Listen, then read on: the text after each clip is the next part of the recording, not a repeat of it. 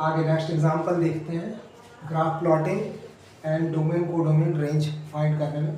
तो एग्जांपल हमने लिया है यहाँ पर f(x = 1/x)। अब आइए देखते हैं कि जब हम f(x) को 1/x लेते हैं तो हमारा ग्राफ कैसे मिलता है। तो यहाँ पर आप ये ध्यान रखिएगा कि क्वेश्चन में हमें क्या दिया है कि जो डोमेन है वो r-0 है। ये सिंगलटन सेट है। सिंगलटन सेट मतलब पूरी की पूरी रियल लाइन में से आप 0 को निकाल लीजिए। 0 को क्यों निकाला जा रहा है? क्योंकि हमारा फंक्शन 0 पर डिफाइन नहीं हो रहा है। क्योंकि अगर हम x की वैल्यू 0 रखते हैं तो y की वैल्यू या f(x) की वैल्यू इन्फिनिटी मिलती है। It means our function is not defined at x = 0. That's why we are excluding the singleton set 0. इसलिए हम सिंगलटन सेट 0 को एक्सक्लूड कर देते हैं। तो हमारा डोमेन क्या हो जाएगा? r माइनस सिंगलटन सेट 0 और कोडोमेन क्या हो जाएगा? r, जैसा कि दिया हुआ है।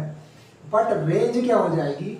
रेंज, अब यहाँ पर पहले हम ग्राफ प्लॉट कर लेते हैं ताकि हमें रेंज का आइडिया हो जाए। तो इसका ग्राफ आप प्लॉट करेंगे तो कुछ इस तरह से मिलेगा, समझ लीजिए, क्योंकि ये कुछ लोगों को प्लॉट करने में प्रॉब्लम हो। आप सबसे पहले ये देखिए कि अगर हम x को 0 पर लाते हैं तो हमें y या f(x) इन्फिनिटी मिलता है। Means when x tends to 0 f(x) और y टेंड्स टू इन्फिनिटी। और इसका अपोजिट अगर हम करें कि अगर x को हम इन्फिनिटी से बढ़ाएं तो जैसे जैसे x इन्फिनिटी को बढ़ेगा y 0, यानी यहाँ पर इन्फिनिटी रहेगा तो 1/∞ मीन्स 0 मिलेगा। यानी x इन्फिनिटी है तो y 0 है और x 0 है तो y इन्फिनिटी है। तो यहाँ से हमें ये पता चलता है कि x अगर इन्फिनिटी है तो हमारी जो ये लाइन है आगे चल करके इन्फिनिटी पर टच करेगी। इसका मतलब क्या हुआ?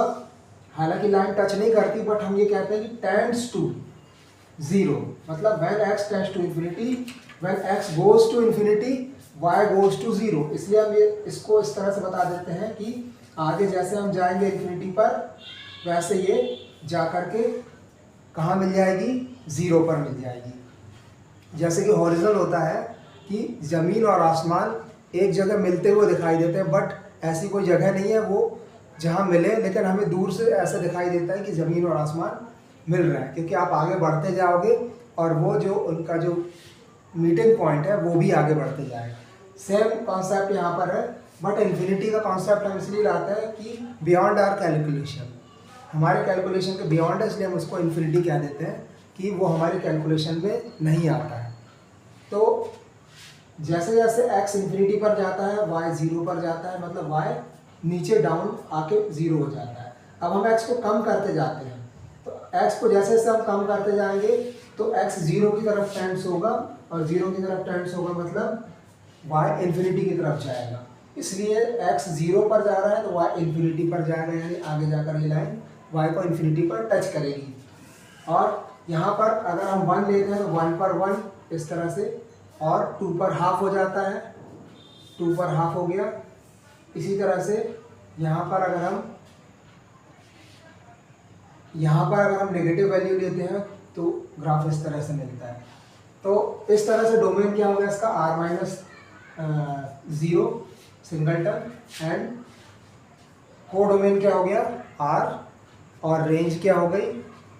Same r minus singleton set 0, क्योंकि यहाँ पर x और y दोनों 0 को टच नहीं कर रहे हैं, यानी ना तो 0 x पर आ रहा है और ना ही y पर। तो इस तरह से आपका एक ग्राफ प्लॉट हो जाता है और यहाँ पर ये डोमेन, कोडोमेन और हम रेंज निकाल सकते हैं।